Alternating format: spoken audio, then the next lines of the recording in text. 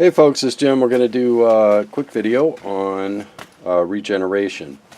Okay, here's all your display, right?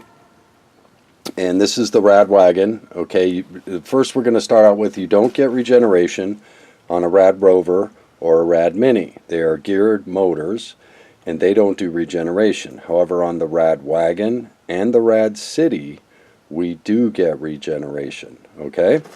So now, when you're riding, you have your pedal assist level, right? So the number shows up 1, 2, 3, 4, 5 in the PAS box here.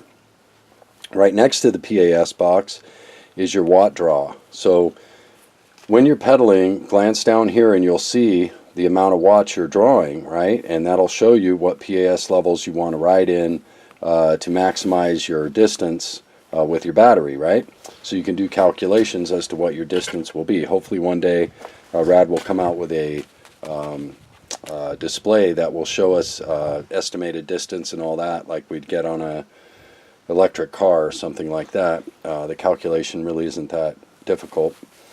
But you can start deciding to drop your pedal assist level one level so that you can start getting more range out of your bike, right, as you get in better shape. But more importantly, right next to the PAS is where you're, okay, this is showing you when you're pedaling how much wattage you're drawing. Okay, this is your watt meter. Conversely, when you brake and you're not pedaling, this will show you your regeneration watts, just like it does when you're pedaling. Okay, so when you're not pedaling, you're going downhill, you pull your brake in and you start to feel that parachute drag, okay? That's your regeneration kicking in. Glance down and you'll see watts reappear here even though you're not pedaling. That's regeneration. I think a lot of people were confused about that. And are getting regeneration. They're just not aware of it. But now maybe you'll start looking at it and pay a little more attention if you didn't know it already. And I meant to do this video last year. I apologize. My brakes are adjusted so that I can pull in on my finger, all right, just like this. I can use one finger and get regen on downhills. All right, with my other fingers here, they prevent the brake from going to engage my disc, but yet allow me to open regeneration. So I adjust my brakes. I don't recommend that, and I'm not going to show it because I believe that if you're going to just mess with your brakes at all, you go to a class and you learn how to do it properly so you don't warp your discs or potentially put yourself in a dangerous situation, right? While adjusting brakes is simple, and there are many people out on YouTube that will show you how to do it. I think that if you don't know how to adjust today's new brake systems, that you go take a simple class. It'll take you an hour at a bike shop on a weekend, Saturday or something in the morning. And, you know, they'll be glad to, you know, they hold classes, I'm sure, a couple of times a year. At least our bike shops do. So that will help you, right, and get it in. Now, if you don't adjust your brakes, it doesn't matter, okay? You're going to get regen. I just do it for me for comfort, so I know what I'm doing fast. I don't have to wait and feel. When I started, I used to have to feel the parachute drag when I pull the brake lever in. Okay, and once you feel that drag, glance down here and you'll see watts reappear even though you're not pedaling. That's how you know you're getting regen.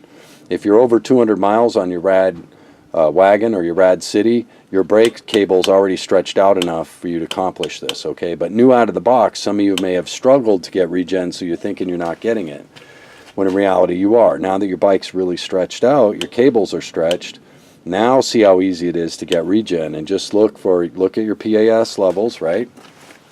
You're going to see your PAS level. When you're pedaling, look for those watts. Conversely, stop your pedaling while you're going downhill, right? And then pull your brake lever in slowly and you'll see watts reappear here. I get as high as 400 watts of regeneration. I'll hit 25 miles an hour downhill and then I will regen back down to 20 miles an hour. Then I'll let off the brake, let the bike accelerate to 25 miles an hour again, and regen back and pull the brake in slowly until I feel the drag, and then slow the bike back down to 20 miles an hour using the regen. Now this allows me to get between 260 and 400 watts back into the battery. Sometimes the hills here that I'm going back down are a mile long. And so I get an extensive amount of regen, believe it or not. Now, many of you may have little hills and this and that, and your regen's not really paying off a whole lot. But for me, with some of the hills I have to go down, I get quite a lot of wattage back into that battery, because I may be coasting down that hill for over a minute or 2 minutes, right? So, and that's a lot of energy to get back into the battery. So, just food for thought. But yeah, if some of you have not noticed you're getting regen, just look in this box. When you pedal, your watt draw is going to show. Conversely, when you let off your pedaling, pull your brake in, you're going to see watts reappear, and that's your regen showing up in your watt meter display. Okay? So I hope this has made sense to you. Again, let me reiterate. There is no regeneration on a RAD Rover or a RAD Mini. Okay? They have geared motors. It's only on the RAD City and the RAD Wagon that we get regeneration. So I hope this has been somewhat informative.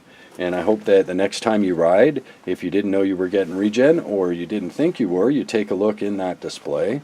I recommend everybody get out and take a class on bike tune-up. We purchase these bikes, they are delivered to our homes, and then we can become the mechanic and maintain these bikes impeccably and get them to last quite a long time. We have a good product here, and I think we should take care of it. You know, that's kind of our responsibility as the owners, right? And knowing how to tune your brakes. If you're on a long ride, we're getting ready for trek across Maine.